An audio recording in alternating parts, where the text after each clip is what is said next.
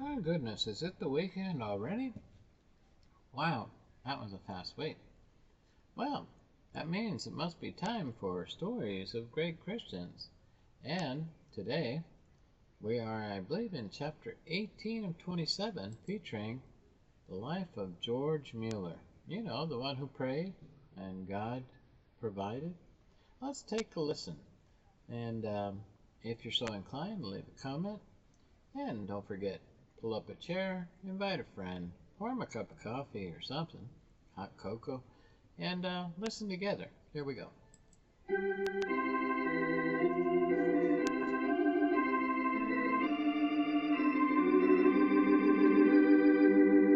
We greet our friends everywhere with chapter 18 of To Ask No Man, the story of George Mueller's incredible adventure with God. This is another in the series Stories of Great Christians, brought to you by the Moody Bible Institute of Chicago.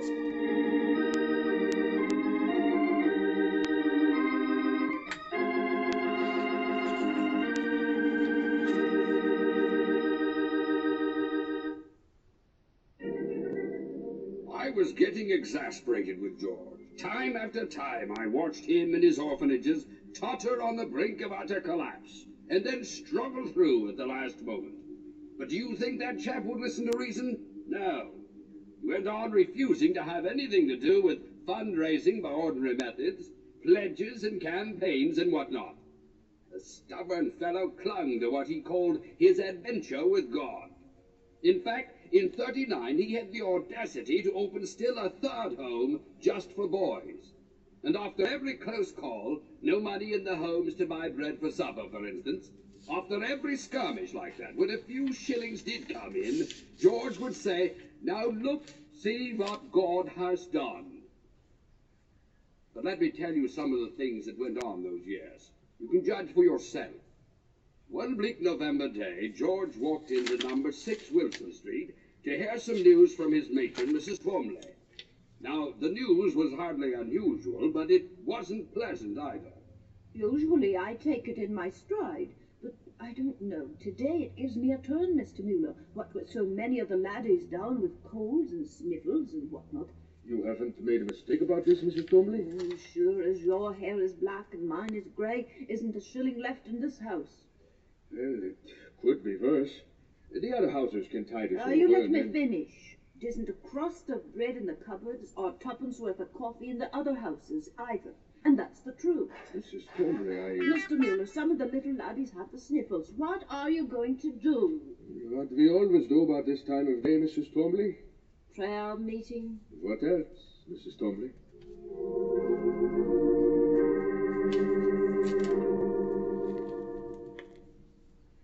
Mrs. Twomley, don't worry. We've prayed, now it's right. God will provide. Wish you were spending the rest of the afternoon here. The trusting part is easier with you around, Mr. Mueller. Sorry. At Kingsdown, they expect me, and I promise. You run along. 'Tis nothing but my own human weakness to fret, so... But From still... Kingsdown, I'll be going directly home. My wife expects me. If you want me, Mrs. Twomley, that's where I'll be. Yes, sir.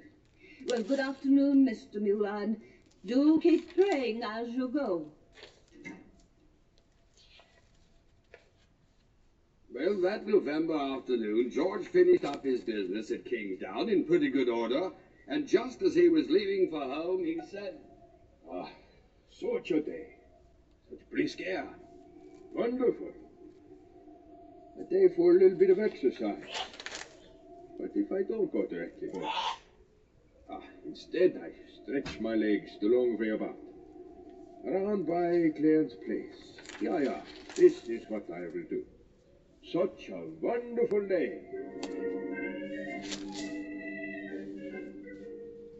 No, Mr. Robert, my husband isn't here. Well, then where is he? They told me I'd find him here. Will? Later. I When? don't know, but it shouldn't be long. He had some business on Wilson Street. Then he was walking over to Kingston. Sounds like he'll be gone all afternoon. No, I don't think so. He told me he'd walk home directly from Kingston. Well? Mr. Roberts, could I take a message? No, this is money matters. Well, off and Women on. don't have much of a head for money matters. Oh. Then why don't you come in and wait where it's warm and sure... I'm a busy man. To tell you what, young lady, I have errands in the neighborhood. I'll stop back in an hour. You do that, Mr. Roberts. I'm sure my husband will be here then.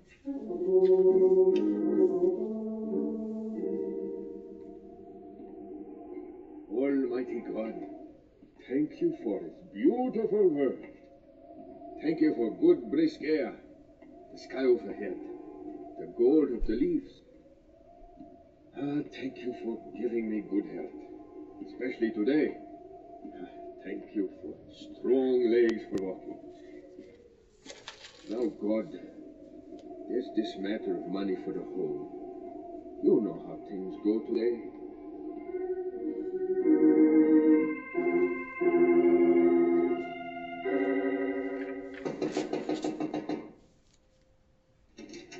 Mr. Roberts. I'll see your husband now, young I'm afraid lady. you won't, Mr. Roberts. What? He isn't back yet. Look here now. I wasted an hour waiting for him. I know. Well, he can't be very anxious to get my Please money. come in and wait, Mr. Roberts. And waste more time? What a fool's errand this is. No, thanks. I'm going home. Tell that husband of yours I may not be back. Maybe you'll run into him on the way. Well, I won't go out of my way to meet him. You can be sure of that. I cut down Clarence Place. If I see Oh, him, fine. no, he never walks that way. Why don't you circle around the... Young lady, I'm going down Clarence Place. And I tell you this, I won't look very hard for your husband. There's 2 hours of my day.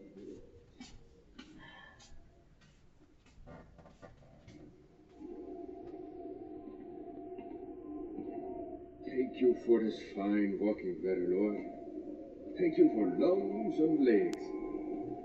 Your hand that created this beauty holds also the fatherless children. So we leave them there, safe. Oh, Mr. Roberts! Well, you up for a constitutional too? Mueller. This is the day the Lord has made, brother. You don't look very happy about it. Happy? I've been wasting my afternoon waiting around for a man to give some money to. What a way to spend a beautiful day. Who was he? You. Me? Called at your house, waited around, wasted time, called again, but you were off. Huh. Out for a constitutional, eh? Well, nine. I Stay had home once in a while. You might be surprised what'll come to your door. Here. I had to take it. Why, Robert. All I can say is it's a good thing you walked down Clarence Place. I wasn't coming back a third time. And if you'd been half a minute later, young man, just half a minute, I would have missed you. But this is 20 pounds, Mr. Roberts. I told you it was money. 5 blankets for those children. Warm underwear, too. Going to be a tough winter. Oh, plenty of food. Dankeschön. Dankeschön. Don't thank me, thank God for the 20 pounds. Nine. I thank you for the 20 pounds. God I will thank for something else. Yeah? What's that? God I will thank for little half a minute.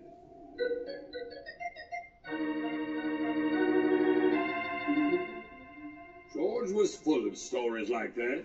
Sometimes he was rather a bore about them. Made it sound as if the angel of God had come down with a sword in one hand and a 20-pound note in the other. There was the strange episode of the calico, and the basket of bread, for instance. It happened in the spring of '42, when the orphanages were 6 years old, and it started with Mary Mueller sewing up a dress for one of the little girls. Oh, I ripped it. George Mueller, I can't sew on this material anymore. It's so old, it's rotten. You can't expect me to make dresses for the girls out of cloth so old that it... George Mueller, come here and look at this. Mary, what's all the fussing about? We're down to this for dresses. Nothing but rags. Then there's just one thing to do. What? It's the price that you, Mary.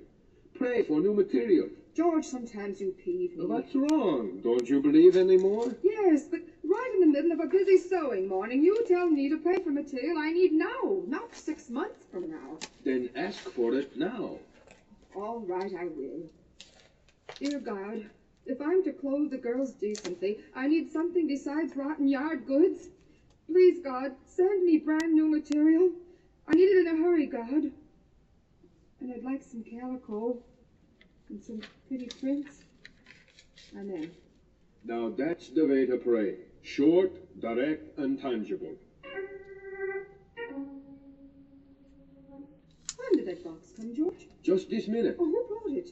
It was sent from London, from two women who visited the home last Well, weekend. open it. I don't need to. I know what's in it. Calico, I suppose. Yeah, George, what do you mean? it is calico. I looked. Open it yourself. It is. It's a huge, big bolt of calico. George, there must be 18 yards. I measured it. enough for... And what's that? You want some prints? 9? It is. George, it's lovely. 34 yards, too. And a pair of ladies' boots. What a wonderful day. Don't say that yet. Why not? The day has just begun.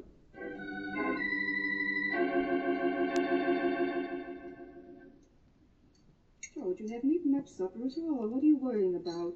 Mary, remember this morning?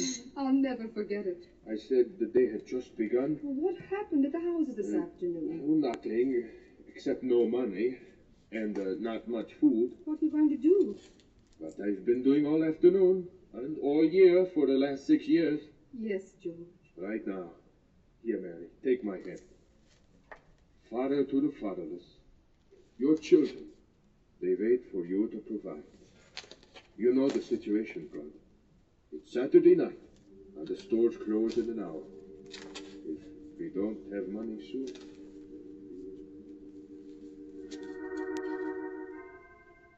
I feel like I'm a guest steward, but I'm going to drag myself over to Paul Street regardless. I sold the pictures, and I promised the money to the orphan, and is it right for me to keep it, even overnight? We don't have money in 1 hour, Lord. Your children may go hungry. Here it is, Mr. Mueller. It belongs to you, and I do it wasn't right for me to keep it, even overnight. God bless you, ma'am. Is it much? Just a pound, 10 shillings, but it might help. Yeah. Well, I'll be going home now before I get chilled. Wait, I'll walk along with you. That isn't necessary. But I have business off in your direction. Where? Over to Infant's home. I have a very urgent errand there. It was an answer to prayer, Mr. Mueller, and I'm not denying that, but it's But it just... didn't come in time. You have the money, but the stores are closed. I walked too slow. But I had to be polite to that woman. Her legs were just too short. Now, don't go blaming yourself. Huh? What's that? It's the little ones, bless their hearts, in room A. Do they always make such a noise? Only when they're... Then what? Nothing, sir. Those babies. They cry because they're hungry, Nine. And it's George Mueller who makes them that way. I won't hear such talk, Mr. It's Mueller. true. It's true, Mrs. Tomlin. What have I done to the kleine Kinder? If it weren't for you, where would they be? Worse than a little hungry. Most likely dead in somebody's back alley. Oh, God in heaven, forgive if I've done wrong. Forgive if my trust has been the wrong trust. Hear the Kinder, God in... Mercy, it's the door. Now, don't go away, Mr. Mueller. Well, bless your heart, of course we can. Won't you come in? Thank you, thank you. Is it... what is it? Of course it is. A big basket overflowing with fresh bread, Mr. Mueller. Look here. French loaves. 5 of them. Bread cakes. Half a dozen and more, and 5 brown loaves besides. Served with milk, that's mighty toasty. Danke schön, Gott. Danke schön. Oh, hush your little mouths, duckies. Your supper's on its way.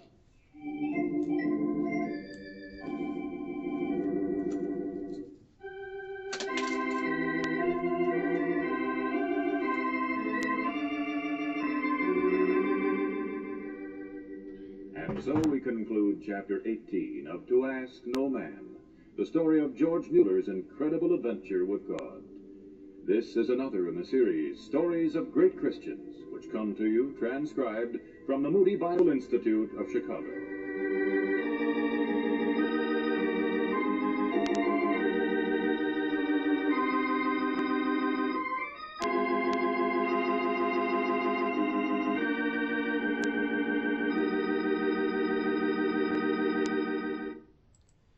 It's the amazing story and journey of God's providence. And you know, you and I can have that same adventure. However, if you notice something, this is different than the prosperity gospel preachers who want a new Rolex or a nice new Maserati or whatever, sporty car or something like that, nice home. No, they didn't pray like that. In fact, God can still do the miracles from hundreds of years ago or even thousands of years ago. But look how George prayed for the little babies, for the hungry children, for a place for the orphans to live. He didn't think of himself. Even with his wife, he taught her to have prayer, faith, to believe God for the basic, needs that most of us, take for granted, because a lot of us pray selfishly and are greedy and look for a lot more than just the basics, and do not pray for others but pray for ourselves, and that's wrong. So may the Lord bless you and keep you till the next adventure of George Mueller, which will be chapter 19. But until then, this was quite an exciting story, that every time the man had something that he needed, he went to God in faith, and look at what happened. God came through to bless those that are blessing others. I hope that that rings a bell resonant in you. And until the next time we meet, which I look forward to, Lord willing and tarrying, God bless, have a wonderful week, and may this story stay with you the whole week as you may have needs for others. Pray for them. God will come through.